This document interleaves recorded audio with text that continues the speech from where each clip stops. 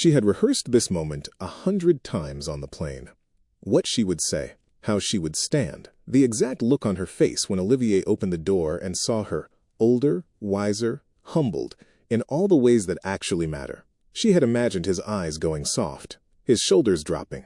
That long exhale of a man who had been holding his breath for 2 years, finally letting go. She had imagined him saying her name the way he used to, like it meant something, like it was the only word his mouth was built to say. But what she had not imagined is this. The door swung open, and the woman standing in the frame was not Olivier.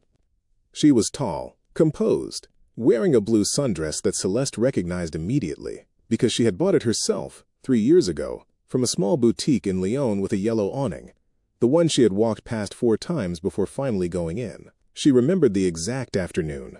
She remembered showing it to Olivier, and spinning slowly in their bedroom while he sat on the edge of the bed and smiled like a man who could not believe his luck. She remembered him saying she looked like sunlight poured into fabric. And now that dress, her dress, the one soaked in that specific memory, was standing in her doorway on the body of her best friend. Imani looked at her the way you look at something you expected but quietly hoped would never actually arrive. Not shocked. Not guilty. Not even slightly embarrassed. Just composed, cold, and completely ready. "Celeste," she said, her voice smooth and unhurried, like still water on a windless morning. "You came back." It was not a question. It was a verdict. And in that moment, standing at the threshold of the life she had willingly thrown away, with her suitcase at her feet and the rain of Bordeaux still damp in her hair, Celeste understood something that 2 years of chasing a better life had never been able to teach her. She understood that some doors, once you walk out of them freely and without looking back, do not sit empty waiting for your return. Some doors get new locks installed, new curtains chosen, new flowers planted in the garden by hands that are not yours. And some doors, when you finally find the courage to knock on them again, get answered by the last face you ever expected to see. This is the story of how Celeste Adaiz Briggs, a 31-year-old black woman from Bordeaux, France, walked away from a man who loved her completely and without condition, spent 2 years chasing a version of herself that did not exist, and came back to discover that love, once abandoned, does not always wait patiently in the place you left it. This is the story of what she lost, what she fought to reclaim, and the devastating truth that was hiding inside the very home she had once called hers. But to understand how a woman ends up standing on the wrong side of her own front door, staring into the composed and victorious face of her closest friend, we need to go back to where the first crack appeared. We need to go back to the night.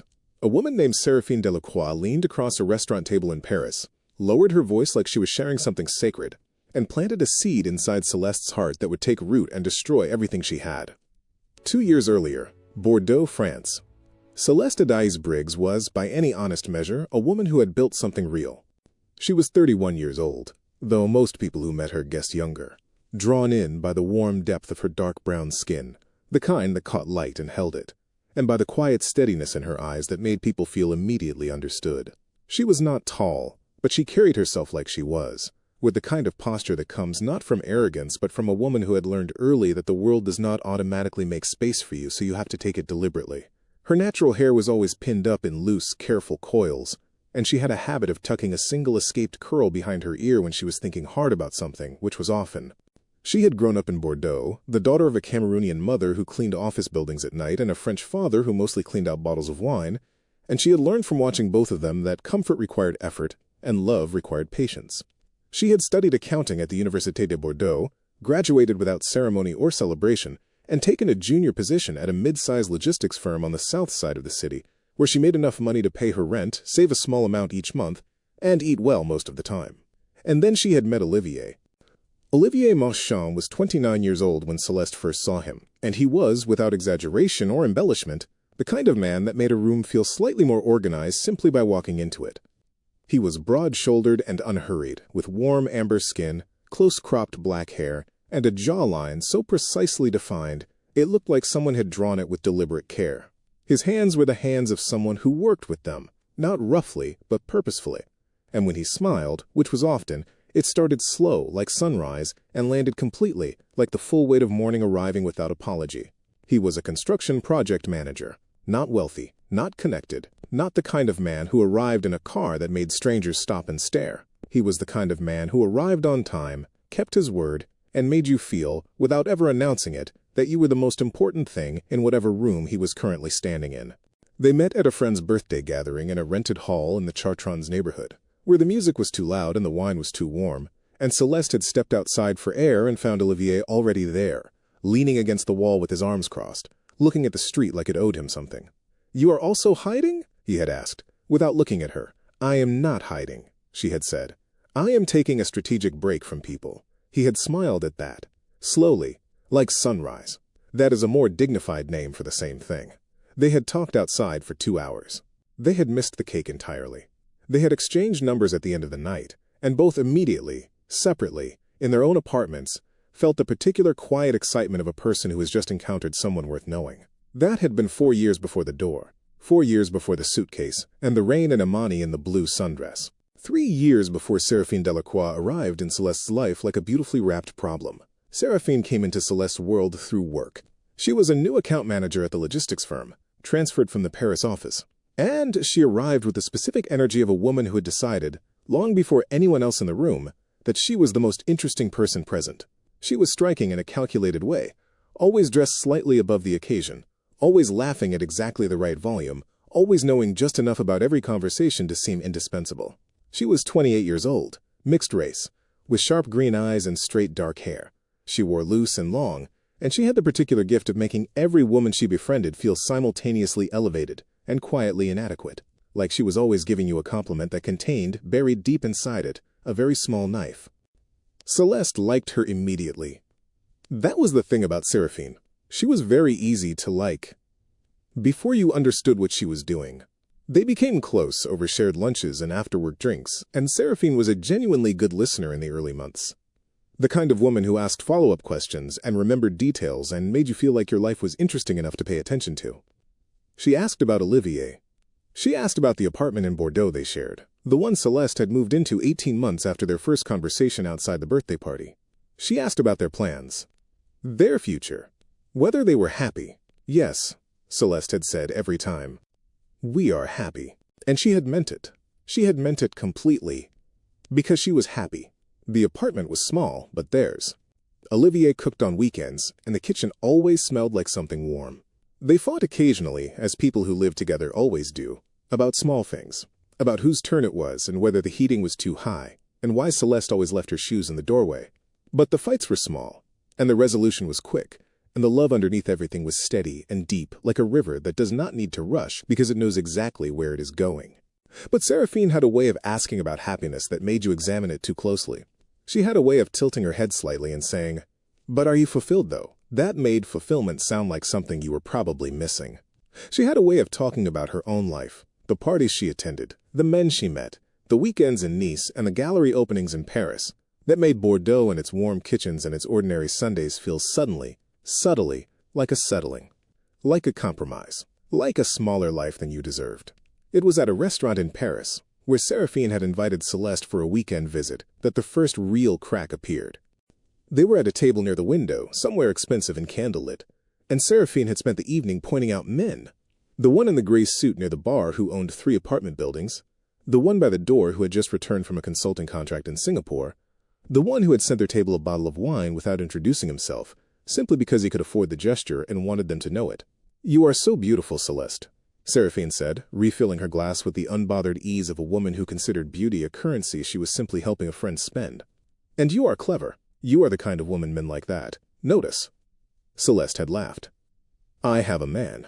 "You have a construction manager in Bordeaux," Seraphine said, and there was no cruelty in her voice, which somehow made it worse. She said it the way you state a fact about weather. Casually. Inevitably. Like it was simply a thing that was true and had to be acknowledged before the real conversation could begin. "He is a good man. I am sure he is a very good man. But Celeste, good men are everywhere. Men who can take you to rooms like this one, who can show you the world, who can give you the life your mother worked night shifts so you would not have to. Those are different. Those are rare." Something shifted in Celeste's chest that night. Not dramatically, not violently. Just a small, quiet shift, like a compass needle, moving a single degree off true north. She went home to Bordeaux 2 days later. Olivier had made dinner. The apartment smelled like garlic and rosemary. He hugged her at the door like a man who had genuinely missed her, Not with performance, but with the simple, uncomplicated relief of someone whose favorite person had come home. She hugged him back and told him the trip was lovely. She did not tell him about the restaurant. She did not tell him about Seraphine's words. She did not tell him about the compass needle. But she thought about it. In the weeks that followed, she thought about it more than she should have. She started noticing things she had never noticed before, or rather, had noticed but never decided to call a problem. The apartment smallness. The way Olivier came home tired most evenings, and did not have the energy for the kind of conversations she increasingly wanted to have. The invitations she turned down because they could not afford them. The holidays they did not take, because the timing was never quite right. Seraphine called regularly, always with a story, always with an update from some corner of life that sounded like exactly what Celeste was supposed to be living. A weekend in Monaco, a man who had flown her to Rome for dinner. A promotion. A raise. A life that kept expanding while Celeste's, she was starting to feel, had quietly stopped. And then one evening, 6 months after the Paris dinner, Seraphine called with something new. "I have been offered a transfer," she said. "To the Marseille office." "I am going, Celeste. Come with me. Start over somewhere new. You are 30 years old.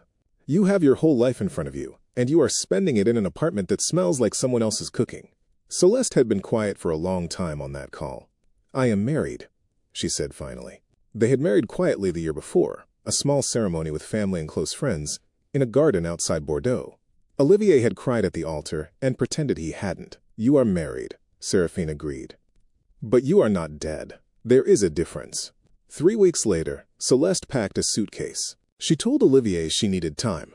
She told him she was not sure of anything anymore. She told him, standing in the doorway of the apartment that smelled like his cooking and her life, that she needed to find out who she was outside of this, outside of them, outside of the comfortable and loving and quietly suffocating walls of a life that had never asked her to be more than she already was. Olivier had stood in the kitchen doorway with his arms at his sides and his jaw tight, and his eyes doing the thing she had always loved, that slow, searching thing, like he was trying to understand something that refused to be understood. "If you leave," he said quietly, "I cannot promise I will be able to give you back what we have right now. Things change, Celeste. People change. I will try to wait for you, but I cannot promise what I will find when the waiting becomes too heavy." She had kissed him on the cheek. She had walked out the door and did not look back. She had told herself she was brave. She had not understood yet that leaving the people who love you is not courage. It is just leaving. Marseille, 18 months later. The life Seraphine had promised did not arrive on schedule. Celeste had moved into a shared apartment in Marseille with 2 women she barely knew, taken a lateral transfer within the company that paid the same salary she had earned in Bordeaux, and spent the first 3 months convincing herself that the discomfort she felt was growth, that the loneliness was freedom in disguise, that the men she met at the bars Seraphine took her to were interesting, even when they were not. Seraphine, to her credit, was having the time of her life. She had found a man within 2 months of arriving, a property developer named Edouard, who wore watches that cost more than Celeste's annual salary, and had an apartment in the 7th arrondissement that looked like it had been photographed for a magazine. Seraphine posted their life constantly, every dinner and every weekend and every spontaneous trip, and the photographs were beautiful, and the captions were perfect, and the comment sections were full of people who had decided that Seraphine's happiness was something worth celebrating publicly. And Celeste, in her shared apartment with her lateral salary, and her growing awareness that she had made a very serious mistake, would watch those posts and feel something complicated and painful that she did not yet have the language to name. She had called Olivier in the beginning. He had answered. He had been quiet but kind, which was worse than anger. He had asked how she was. He had not asked when she was coming back. She had found, slowly, that she could not bear the weight of those calls, could not bear hearing his voice, and knowing she had chosen Seraphine's version of the world over his kitchen, and his patience and his eyes that caught her like sunlight through glass. So she stopped calling. She told herself it was kinder. She told herself she was protecting them both. She did not understand that she was simply protecting herself from having to face what she had done. Hey, my people. If you are watching this right now and you have ever left something real, chasing something that only looked better from a distance, you already know where this is going, and it still hurts, doesn't it? If this story is already hitting different, do us a favor. Hit that subscribe button, drop a like on this video, and comment below and tell us where in the world you are watching from. We genuinely want to know how far this story is traveling. Now let's get back to Celeste, because what she is about to find out changes absolutely everything. It was 18 months into her Marseille life on a Tuesday evening in October when everything shifted for the second time. Celeste was in her apartment, wearing a dress borrowed from one of her flatmates, waiting for a man named Thierry, who had promised to take her to a gallery opening and had, as of 40 minutes past the agreed time, still not appeared and was no longer answering his phone. She was sitting on the edge of her bed with her heels still on and her phone in her hand, feeling the specific humiliation of a woman who has dressed carefully for someone who has decided she is not worth the effort. And because she had nothing else to do with her hands, she opened Instagram. The first photograph she saw stopped her completely. It was Imani. Imani Osei was Celeste's other best friend, the one who had not gone to Marseille, the one who had stayed in Bordeaux, quiet and loyal and present in the way that some people simply are without making a production of it. Imani was 30 years old, with deep umber skin and sharp, attentive eyes that always looked like she was paying closer attention than everyone else in the room, and wide, expressive features. Full lips that curved easily into warmth, high cheekbones that caught the light in a way that made her look, in photographs, almost otherworldly. She was the kind of woman whose beauty was so natural and unperformed that it somehow felt more substantial than beauty that tried. In the photograph, she was standing on a beach somewhere warm, the sun dissolving into the horizon behind her in long ribbons of amber and rose. She was laughing at something off camera, and beside her, with his arm around her waist and a look on his face that Celeste had not seen in 2 years, was Olivier. Her Olivier. Except he did not look like her Olivier. He looked richer, not in the way of money alone, but in the way of a man who had stopped carrying something very heavy and had discovered in its absence that he could stand straighter. He looked healthy. He looked present. He looked like a man who had grieved something completely and had come out on the other side, not destroyed but clarified. The caption beneath the photograph read, "Paradise found. Grateful for every single thing that led me here." The comments were full of fire emojis and declarations of love from people who had watched them build something together and decided it was worth celebrating. Hundreds of comments. Thousands of likes. A public record of happiness that Celeste had not known was being constructed while she was in Marseille, waiting for men who did not show up. She kept scrolling, and with each photograph, the thing in her chest pulled tighter. Imani and Olivier, at a wine tasting in the Médoc. Imani and Olivier, at a rooftop dinner in Bordeaux. Imani and Olivier, in front of a new car, that Olivier was very clearly proud of. Imani and Olivier living, with evident and unashamed joy, the exact life Celeste had left behind.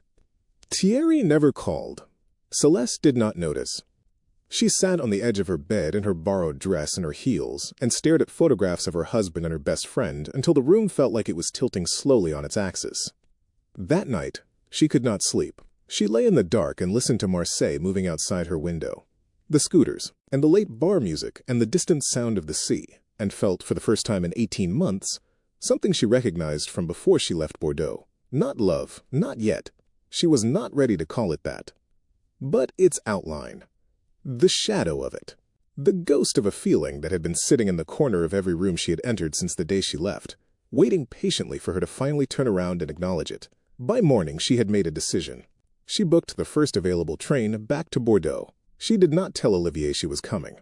She did not tell Imani. She did not tell Seraphine. Because somewhere between the borrowed dress and the empty phone, and the photographs of her husband's happiness, she had understood something about Seraphine that she should have understood a long time ago.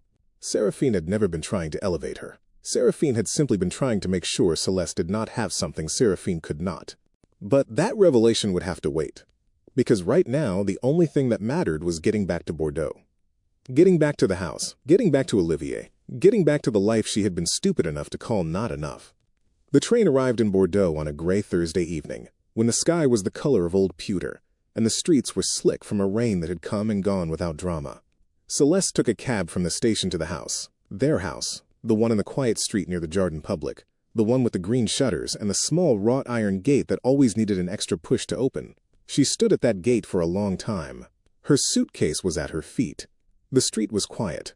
Through the front window, she could see the warm yellow of a lamp she did not recognize, casting light onto curtains she had never chosen. She pushed the gate open. It still needed that extra push. Some things, at least, had not changed. Her key did not work in the lock. Olivier had changed it. She stood at the door for a moment, her hand still on the key, feeling the very particular sensation of being locked out of a place that still felt, in every deep and cellular way, like hers. Then she knocked, hard, 3 times. The sound rang through the quiet of the evening like something being announced. She heard footsteps from inside, light, unhurried, barefoot on what she recognized as the wooden floor of the hallway. The door opened, and there stood Imani. Imani, who had been her friend since they were 22 years old and studying in adjacent programs and sharing a terrible apartment near the university with one broken radiator and a landlord who never answered his phone. Imani, who had been at her wedding and cried during the vows and squeezed her hand and whispered, "He is the one, Celeste. I have never been more sure of anything." Imani, who had texted her every week during the Marseille months with simple, no-pressure messages that said things like, "Thinking of you, and whenever you are ready, I am here." Imani, wearing Celeste's blue sundress, standing in Celeste's doorway, in a house that had been built with Celeste's love. Celeste, Imani Said. Her voice was calm, almost gentle, and somehow that gentleness was the most disorienting part of all. "You came back." It was not a question. Celeste felt something move through her that was not quite anger and not quite grief and not quite shock, but contained all three of them simultaneously, the way a chord contains multiple notes. "What are you doing in my house?" she asked, and her voice was quieter than she intended, the question coming out small and exposed in a way she had not planned for. Imani stepped aside. She opened the door wider. "Come in," she said. "Let's talk." The living room had been completely transformed, and the transformation was the kind that told a story without saying a single word. The modest furniture Celeste had chosen carefully and proudly, the gray sofa she had saved 4 months to buy, the coffee table she had found at a market and refinished herself, was gone. In its place were pieces that belonged in a home that had decided, definitively and without compromise, what it wanted to be. Modern and warm at once, expensive in the way of things chosen slowly rather than bought quickly, with the particular confidence of a woman who knew her own taste. On the walls where Celeste's photographs had hung, there were now paintings, abstract, bold, full of color, that seemed to have opinions. The kind of art that said, "Someone lives here who is not afraid to take up space." Celeste stood in the center of the room, and felt like a visitor in a museum built on top of her own history. "Where is Olivier?" she asked. "Working," Imani said, moving toward the kitchen with the easy familiarity of a woman who knew exactly where everything lived. "He will be back soon. Can I get you water? There is wine open." The casualness of it was extraordinary. The way Imani moved through the space like she had always been there, like she was the natural conclusion of this house's story rather than an interruption of Celeste's. "How long?" Celeste asked. Imani turned, a wine glass in her hand, her expression composed. "How long what? How long have you been here? How long have you been with my husband?" Imani took a single, unhurried sip of her wine. She seemed to be deciding something. Then she said, 2 years. Since you left." The number landed with the specific weight of a truth that has been waiting for the right moment to be spoken. 2 years. The entire length of Celeste's absence. The entire duration of her Marseille experiment. While she had been eating at tables where men did not show up, Imani had been building a life in this house, in this room, in this marriage. "He is not divorced from me," Celeste said quietly. "No," Imani agreed. "He is not. So you are living in my house with a man who is still legally my husband, and you are standing there drinking wine, like that is a perfectly normal Thursday evening." Something changed in Imani's eyes then. The gentleness was still there, but beneath it, something steadier and harder. "I am a woman who stayed when you left," she said. "I am a woman who answered his calls when you stopped picking up. I am a woman who sat with him in this kitchen at 2 in the morning when he could not sleep because the person he loved had simply disappeared. And I will not apologize for what grew from that." Celeste felt her throat tighten. "You were my best friend." "I was," Imani said, and the past tense of it was devastating. "But you left, Celeste.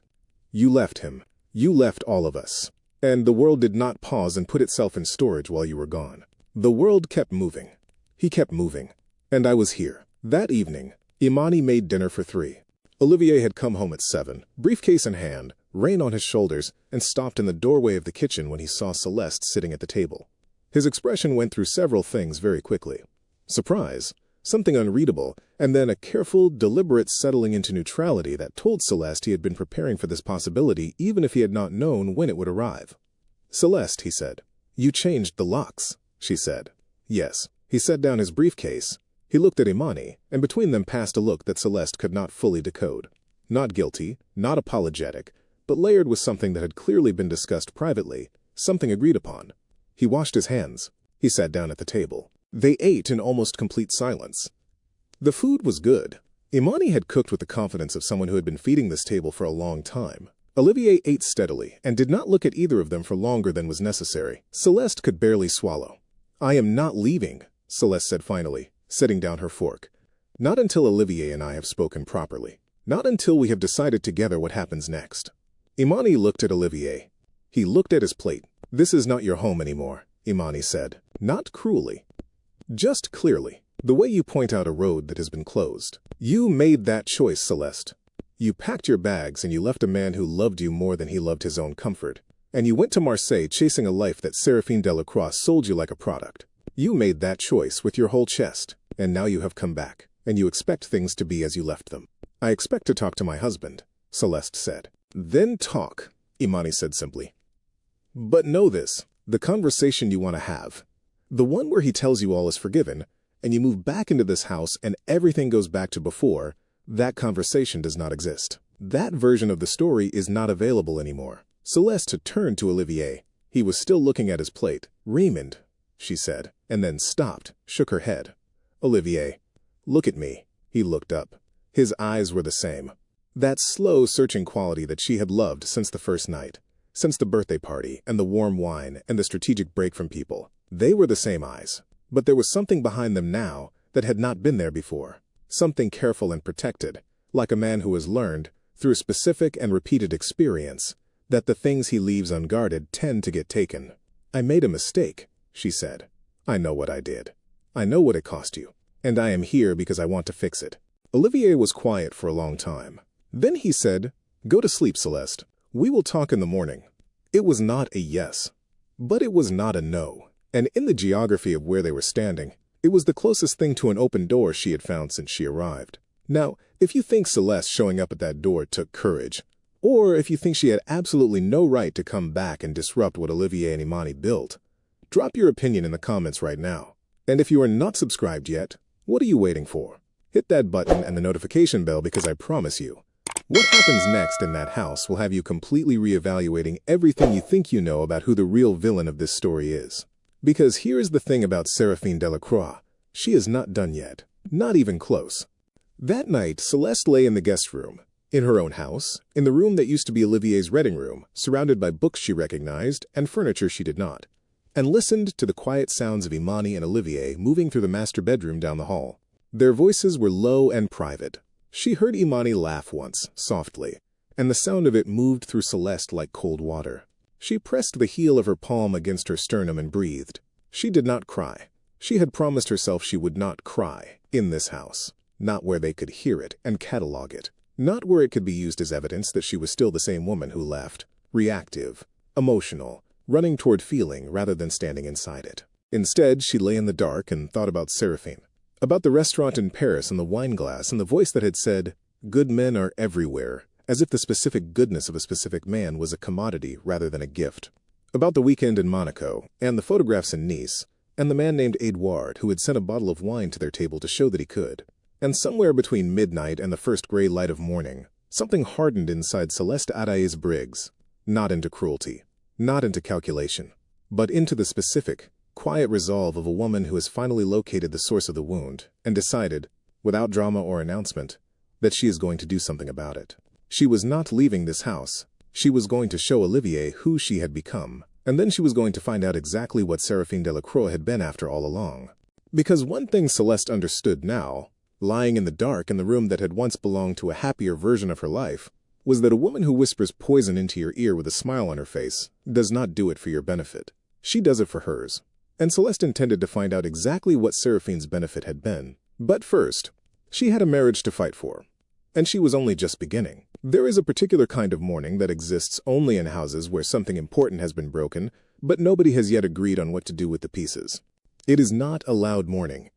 It does not announce itself with arguments or tears, or the sound of things being thrown across rooms in anger. It is quiet, unbearably, suffocatingly quiet, in the way that pressure is quiet. The way the air feels different before a storm that has been building for days finally decides to arrive. Every sound in a morning like that is too sharp, too clear. The scrape of a chair leg on tile. The pour of coffee. The careful, deliberate click of a door being pulled shut by someone who has decided, without saying so, that gentleness is the only thing standing between the people in this house and complete, irreversible collapse. That was the kind of morning Celeste woke up to on her first full day back in the house on the quiet street near the Jardin Public in Bordeaux. She had not slept. She had lain in the guest room, in what used to be Olivier's reading room, surrounded by his books and a lamp she did not recognize, and curtains Imani had chosen, and listened to the house breathe around her all night long. She had heard their voices through the wall, low and private, the specific murmur of two people who have built a language between themselves that nobody else can fully enter. She had heard Imani laugh once, softly, and the sound of it had moved through Celeste like cold water poured slowly down the center of her chest. She had not cried. She had promised herself she would not cry where they could hear it, not where it could be catalogued and used against her as evidence that she was still the same woman who had left. Impulsive, emotional, easily overwhelmed, always choosing feeling over staying. So she lay in the dark and breathed, and made herself a quiet, specific, practical promise instead. She was going to get up before them. She was going to be present in this house in a way that could not be ignored or dismissed or explained away as temporary. She was going to show them, without announcement or drama, who she had become in the 2 years she had been away. Not through words, not through declarations, through the small, daily, irreplaceable acts of a woman who had finally understood what love actually requires of a person.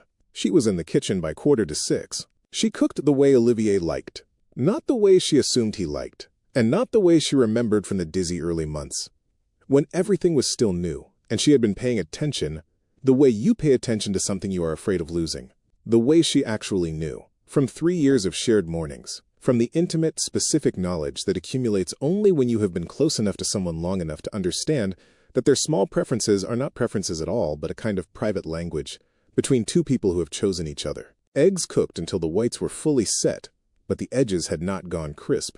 Toast browned to the exact shade of amber that sits between pale and dark without crossing into either. Fresh orange juice pressed by hand from actual oranges, because Olivier had a sensitivity to the faint metallic aftertaste of packaged juice that most people would never notice, but that Celeste had noticed on their 3rd morning together and had never once forgotten. She set the table. She stood at the sink and waited. She heard him on the stairs at 6:40. His footsteps were exactly the same as she remembered. Unhurried even, with that slight heaviness on the left side from an old knee injury he had refused to address for years. She heard him reach the bottom of the stairs. She heard the pause that lasted longer than a pause. And then she heard him walk into the kitchen. He stopped when he saw the table. He looked at the eggs. He looked at the toast. He looked at the glass of orange juice pressed from actual oranges, sitting beside his plate with quiet insistence. And then he looked at Celeste, who was at the sink with her back to him, giving him the space to receive it without the pressure of being watched. "You remembered," he said. His voice was low. Careful. And, underneath the carefulness, something else. Something that had been startled briefly into visibility before he had time to put it away.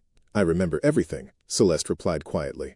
She did not turn around. She did not push. She heard him sit down. She heard the small familiar sounds of a man settling into the chair that had always been his. The clink of cutlery, and then the particular silence that means someone is eating. And eating meant he had accepted the breakfast.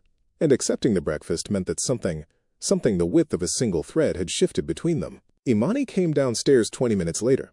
She appeared in the kitchen doorway in a silk robe, the color of deep water, her expression moving from relaxed to controlled in the space of a single second when she saw Olivier's empty plate, when she saw Celeste at the sink, when she saw the orange juicer drying quietly on the rack. "I usually make breakfast," she said. "You were sleeping," Celeste replied pleasantly, turning to face her. "I did not want to disturb you." She paused, precisely long enough to be deliberate. "Olivier has a client meeting at 9. He needs to leave by 8:15. I checked his calendar last night." The silence that followed was extraordinary in its density. Imani looked at Olivier. He was already reaching for his briefcase, his jaw slightly tighter than it had been a moment ago, his expression unreadable in the particular way of a man who was working very hard to keep something internal. "You checked my calendar?" he asked Celeste. And there was something in the question that was not quite accusation and not quite acknowledgement, but existed in the complicated territory between the two. "Old habit," Celeste said simply. "I used to manage your schedule, before I forgot what I was supposed to be." Olivier looked at her for a moment that lasted slightly longer than it needed to. Then he looked away. "I need to go," he said. Imani moved to the door to see him off, standing close to him, her hand resting on his chest, her eyes on Celeste's face as she kissed him goodbye.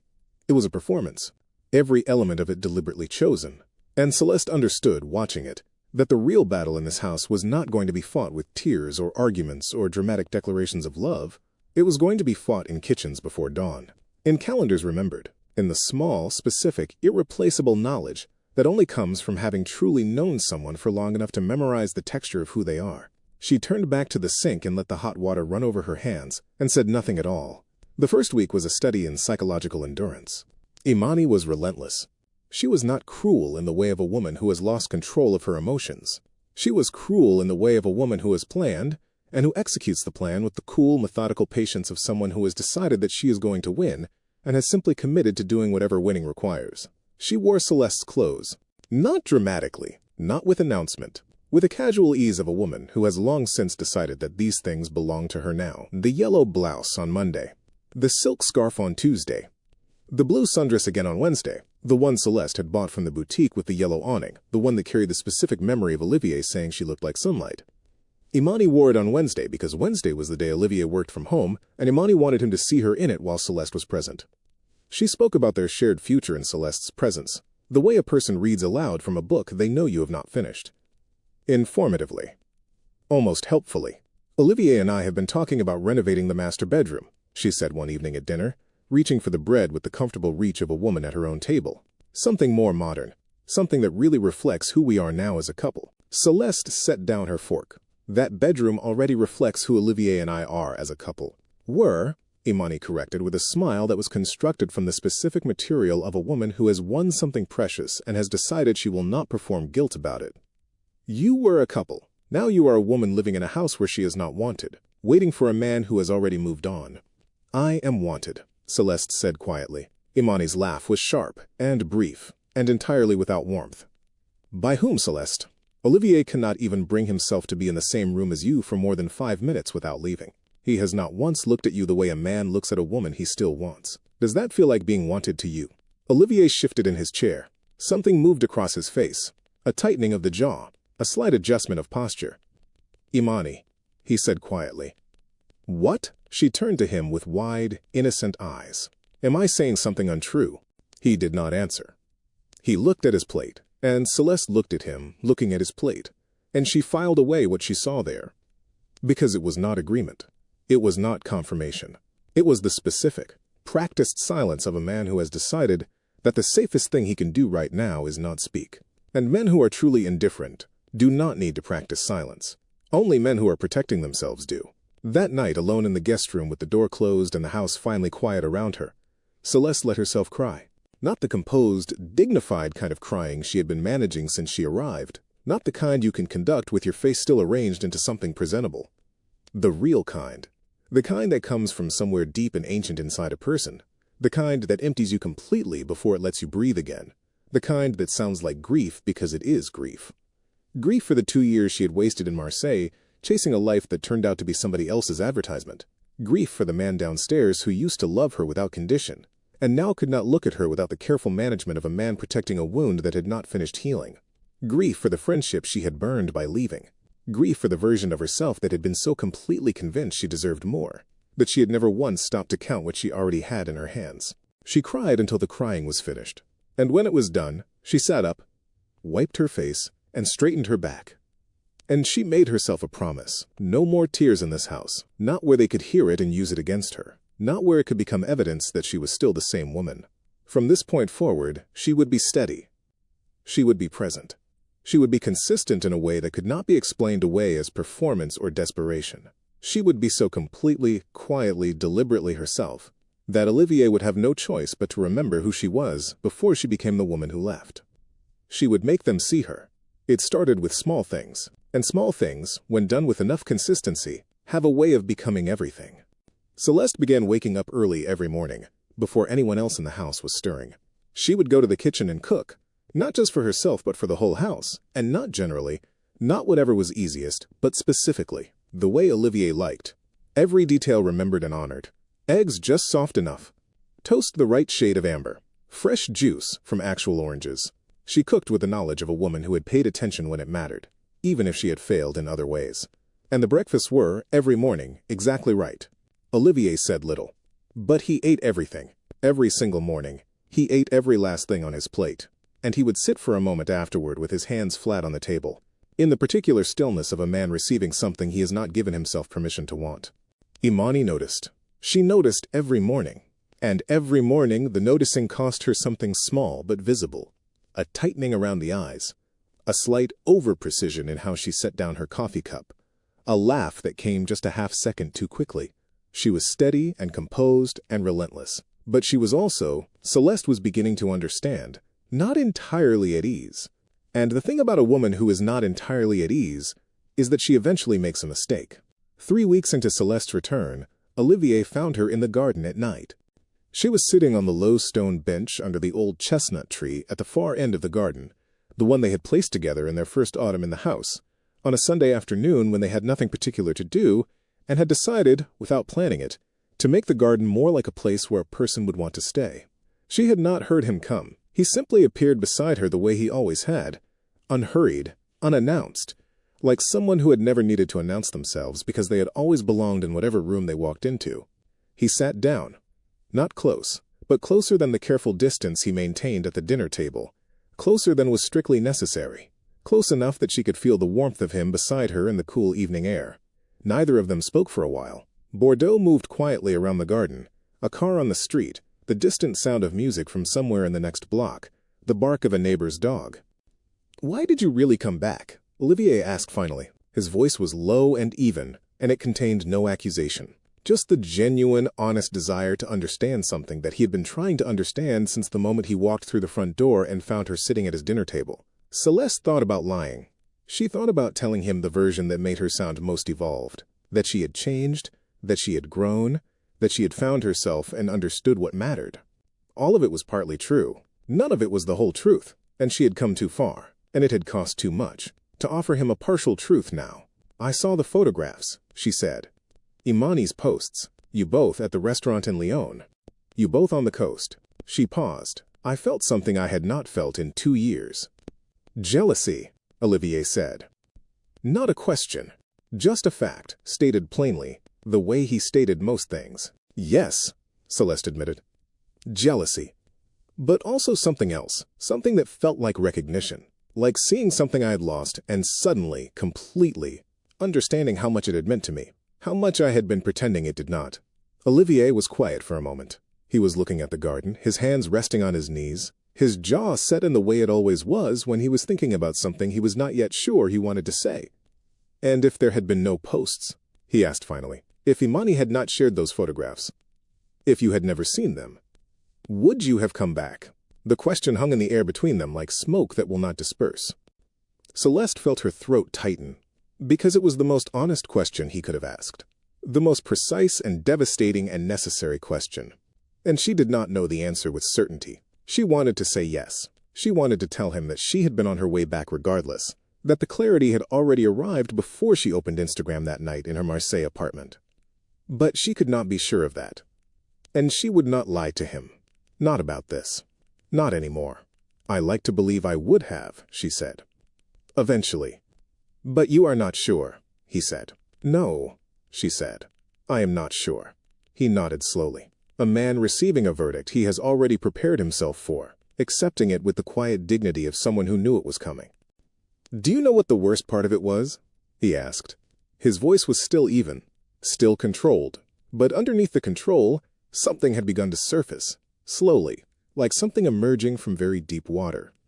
"It was not the leaving. People leave. People make mistakes.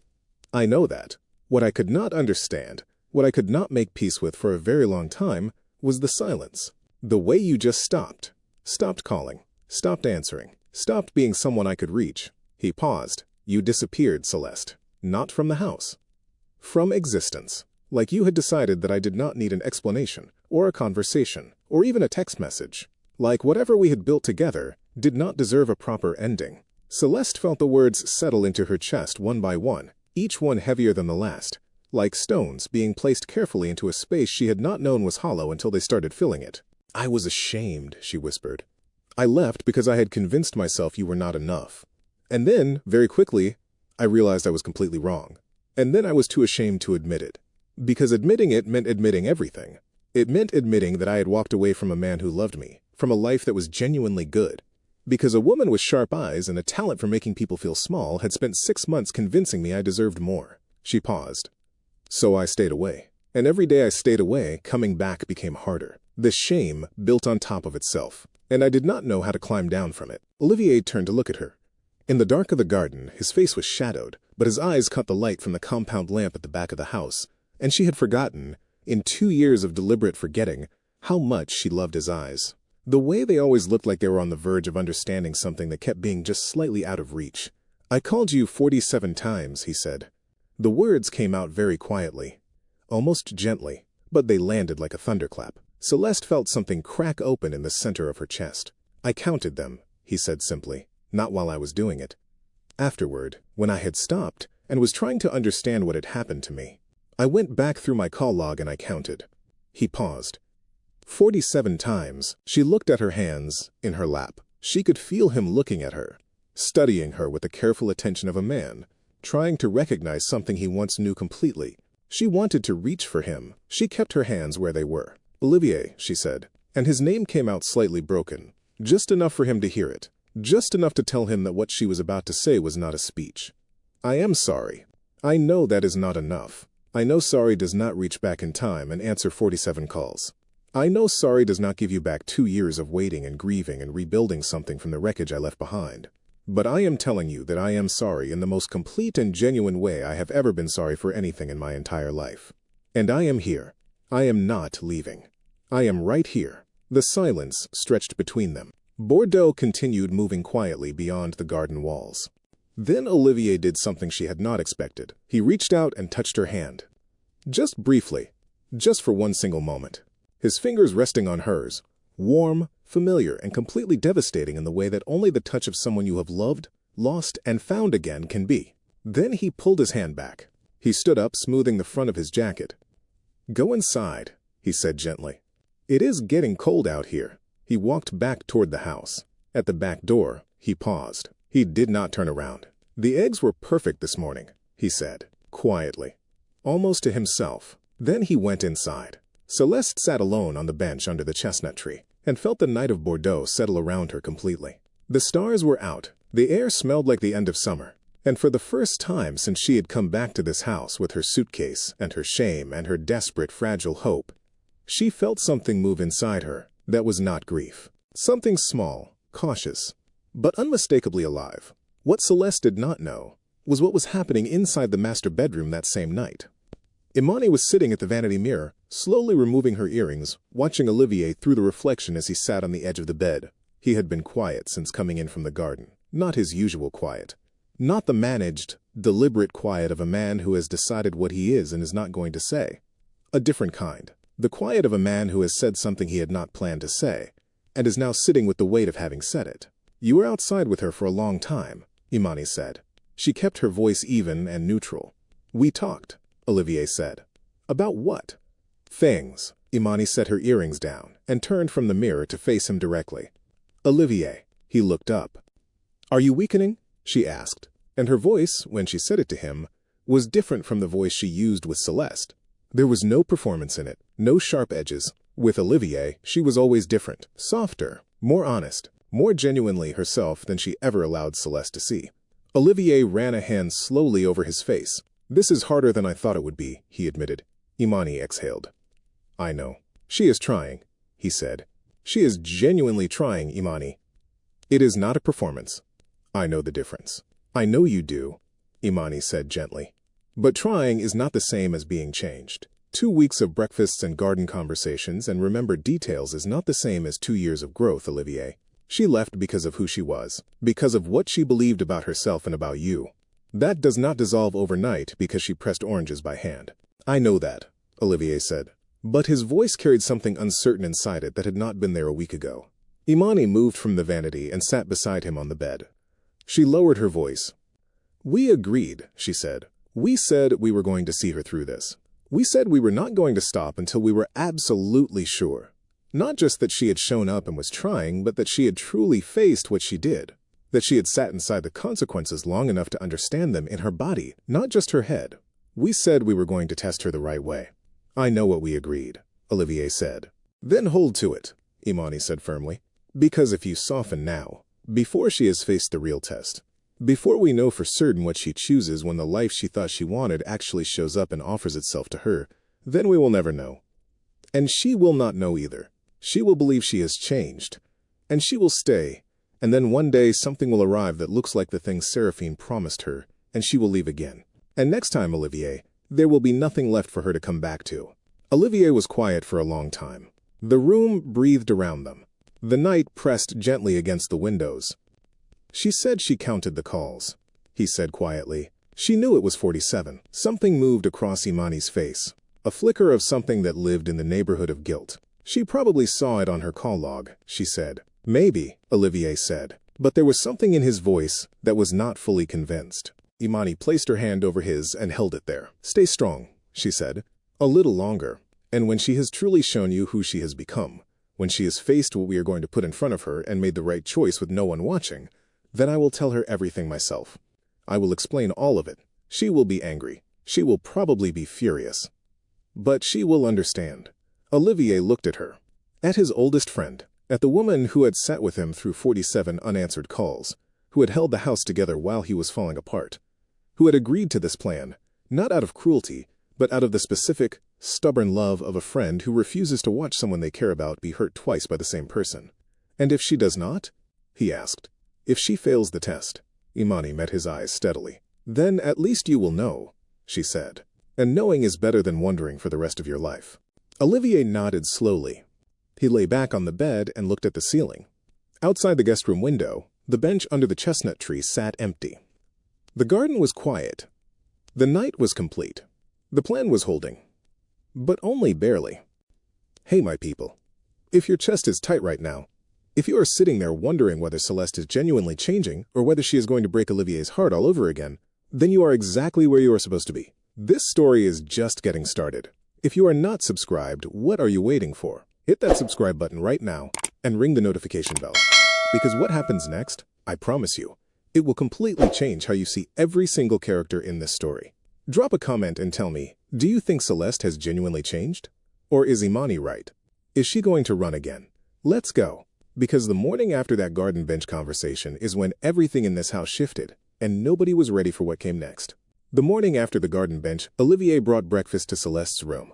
Not the kind she had been making for him. The kind he had spent years learning to make for her. Toast with exactly the right amount of butter. Fresh orange juice. Eggs done the way she liked them, soft, unhurried, without ceremony. He carried it upstairs on a tray and knocked on the guest room door with his knuckle, and when she opened it, still half. Asleep, her hair loose and her eyes blinking against the morning light, he stood in the doorway and held the tray out to her and said nothing because some things do not require words. She stared at the tray. Then she looked at him. Olivier, she whispered. He came in and sat on the edge of the bed while she ate. He watched her the way he used to in the early years, with the relaxed attention of a man who considers watching the person he loves to be a perfectly adequate way to spend a morning. He did not perform it. He did not announce it. He simply sat there in the morning light and looked at her eating, and something about the ease of it, the complete absence of strategy in it, made the food taste like something more than food. I have been thinking, he said quietly, when she was halfway through. About us, about what is happening in this house, about what comes next. Celeste set down her toast. Her heart was a fist against the inside of her chest. Tell me, she said. There is something I need to tell you, he said carefully. Something I have been working up to since you arrived. Something that might change how you see everything that has happened in the last few weeks. I am listening, she said. She was completely still, completely present. This was the moment. She could feel it. The moment when the wall finally admitted it had a door. Imani and I, he began. His phone buzzed on the nightstand. He stopped. Looked at the screen. Something shifted in his expression. A quick, invisible adjustment, like a man who has been caught mid-sentence and must now decide whether to finish it or file it away. He stood up. One moment, he said. He stepped into the hallway and pulled the door mostly closed behind him. Through the gap, Celeste could hear him speaking in a low, clipped voice. She heard her own name. She heard him say something about, not yet. Then he came back inside and closed the door, and whatever had been open in his face was closed again. Completely, like a window shuttered from the inside. Work, he said. I need to go in early. But he did not leave immediately. He sat back down on the edge of the bed. He took her hand in his, and the warmth of it moved through her like something physical. Celeste, he said. And the way he said her name. Slow. Careful, like a man handling something he is afraid of dropping. Told her everything she needed to know about what was still alive inside him. I need to ask you something. And I need you to answer me completely honestly. Always, she said. If something came up, he said slowly. Something unexpected, something that offered you a different kind of life. A bigger life, the kind of life you went to Marseille looking for. Would you stay? Or would you leave again? Celeste felt something cold move through her. What are you talking about? Just answer, he said gently. She looked at him, at the man who had brought her breakfast on a tray, at the man who had kept planting lavender, at the man who had counted 47 calls. I would stay, she said, and she meant it with every single thing she had. Olivier, I am not leaving again. I promise you. He looked at her for a long moment. Then he kissed her forehead. Just once, just briefly, the lightest possible pressure of his lips against her skin, and stood up and left for work without another word. She sat on the bed with the empty tray and the warmth of his hand still on hers, and felt, for the first time since she had come back, like she was standing on solid ground. She did not know what was coming. She did not know that the phone call Olivier had stepped into the hallway to take was from Imani, who had told him quietly and firmly that it was time. That Celeste had been here long enough. That she was steady enough and present enough and hopeful enough. That she was, in other words, ready for the test. She did not know that Olivier, sitting in his car in the driveway for 10 minutes before starting the engine, had pressed his forehead against the steering wheel and stayed there for a very long time before finally driving away. The call came that afternoon. Celeste was in the kitchen, making tea, her mind still warm from the morning when her phone rang. A number she did not recognize. Paris area code. She answered. Celeste? A man's voice. Smooth. Deliberate. The kind of voice that belongs to a person who has practiced the specific art of sounding like exactly what you need to hear. My name is Edouard Renard. I am a businessman.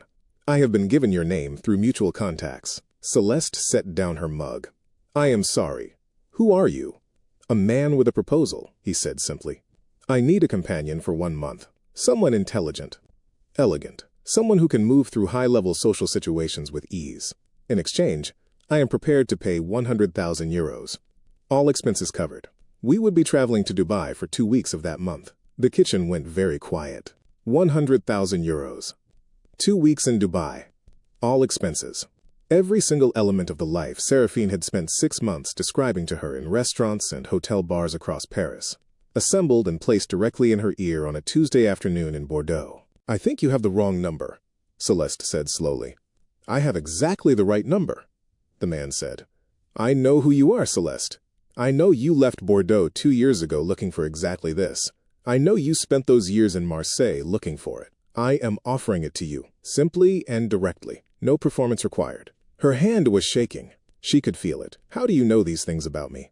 Mutual contacts, he said again. Do you want the opportunity or not? I need an answer by tomorrow morning. Opportunities like this do not remain available indefinitely. She should have said no immediately. She should have laughed and hung up the phone and gone straight upstairs to tell Olivier everything. She should have recognized it for what it was, or what she later understood it to be, and chosen accordingly, without hesitation, without a single moment of doubt. Instead, she said, let me think about it. Tomorrow morning, the man said, and the line went dead. She did not tell Olivier that evening. She sat through dinner barely speaking, and she could feel him watching her from across the table with the careful, sideways attention of a man who knows the person he is looking at has gone somewhere inside themselves that he cannot follow. She could feel Imani watching her too, but differently, with the quiet, precise attention of someone who is waiting for something specific to happen and is simply passing the time until it does. That night, Celeste did not sleep. She lay in the guest room and felt the weight of 2 futures pressing down on her simultaneously. In one future, she called the man back and said yes. She went back to Marseille. She took the 100,000 euros. She went to Dubai. She became, finally and completely, the woman Seraphine had told her she deserved to be. Wealthy, desired, free of the ordinary and the small and the sufficient. In the other future, she deleted the number. She told Olivier about the call. She chose the man who had brought her breakfast on a tray over the man on the phone with the smooth voice and the Paris number. She chose the lavender and the bench under the chestnut tree over everything she had spent 2 years chasing. The problem, the real, devastating, humiliating problem, was that she could not decide which future she wanted more. Because the old Celeste was still in there. The one who had believed Seraphine. The one who had packed her suitcase. The one who had looked at a man who loved her completely and decided it was not enough. That woman had not disappeared just because Celeste had come back and pressed oranges by hand and sat on a garden bench in the dark and meant every word of her apology. She was still there, inside the new Celeste, and she was awake, and she was listening. At 3 in the morning, Celeste made her decision. She packed her suitcase quietly, the same suitcase she had arrived with. She packed it in the dark, moving carefully, folding each item with a deliberateness that felt like she was trying to make the action mean less than it did. She went to the kitchen and wrote a note on a piece of paper she found in the drawer beside the stove. It said, "I am sorry. I cannot be what you need me to be." She signed it with only her initial. She placed it on the kitchen table. She looked at it for a long time. Then she called a taxi. She went out to the front step and waited in the cool dark of the Bordeaux night, her suitcase beside her, feeling like the ghost of a woman she had been trying to stop being. The street was empty.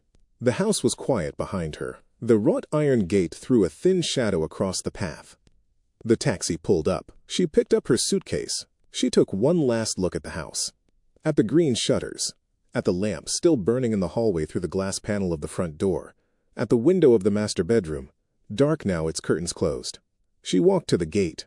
She did not look back. She did not know that Olivier and Imani were standing at the master bedroom window, watching. She did not know that the man named Edouard Renard did not exist. That the number was a prepaid phone purchased 2 days earlier. That the call had been made at Imani's direction by a colleague she trusted, reading from a script she had written herself. That the 100,000 euros and the Dubai trip were as real as the life Seraphine had promised in the Paris restaurant, which was to say, entirely constructed. Entirely false. Entirely designed to do one specific thing. To find out what Celeste Adaïs Briggs would choose when everything she thought she wanted finally showed up at her door. She did not know that Olivier had spent that Tuesday afternoon sitting in a car park outside his office building, unable to go in, pressing his palm flat against the steering wheel, and breathing through something that felt like the last possible version of hope. She did not know that when Imani had quietly reported, around 9 that evening, that Celeste was cold and distant and clearly deciding something, that Olivier had gone to the kitchen and stood at the counter for a long time, looking at nothing before going back upstairs. She did not know that when the taxi pulled away and its rear lights disappeared around the corner at the end of the street, Imani turned from the window and had tears running silently down her face.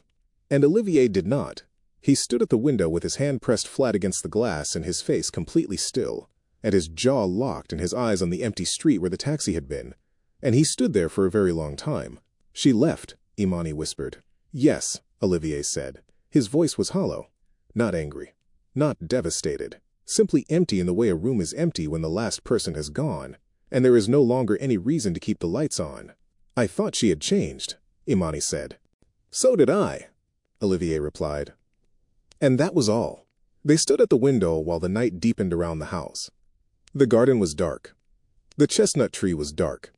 The bench where Olivier had touched her hand and told her 47 things without saying them was dark. And the kitchen, where the note sat on the table beside the orange juicer and the mugs that were not Celeste's mugs, and the spice rack arranged alphabetically by a woman who had decided to build a life in someone else's home. The kitchen was dark too. The plan had worked. Celeste had failed the test she did not know she was taking, and Olivier Marchand, who had loved her since a birthday party where they both missed the cake, who had called her 47 times and counted everyone, who had kept planting lavender in a garden she had abandoned, who had brought her breakfast on a tray and kissed her forehead and asked her one simple question to which she had given the wrong answer with her feet instead of her mouth. Olivier did not count the hours until she might return. This time, he simply accepted what had been proven, and turned off the light,